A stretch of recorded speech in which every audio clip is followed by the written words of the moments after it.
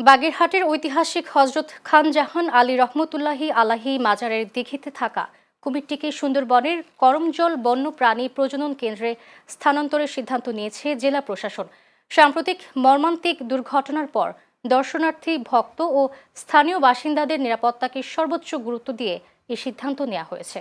জেলা প্রশাসনের জরুরি সভায় কুমিরটি দ্রুত সরিয়ে নেওয়ার পাশাপাশি মাজার এলাকায় নজরদারি ও নিরাপত্তা ব্যবস্থাও জোরদারের সিদ্ধান্ত হয়। আজ খুলনা থেকে আসা বিশেষজ্ঞ দল কুমিরটির অবস্থান ও আচরণ পর্যবেক্ষণ করে স্থানান্তরের কারিগরি প্রক্রিয়া নির্ধারণ করবে বলে জানিয়েছেন বন বিভাগ। এর আগে সোমবার রাতে মাজার সংলগ্ন দিঘিতে গোসল করতে নেমে 7 বছরের শিশু ফাতেমা আক্তার কুমিরের আক্রমণের শিকার হয়ে প্রাণ হারায়। হৃদয় বিদারক এই ঘটনার পর এলাকা জুড়ে উদ্বেগ ও আতঙ্ক ছড়িয়ে পড়ে।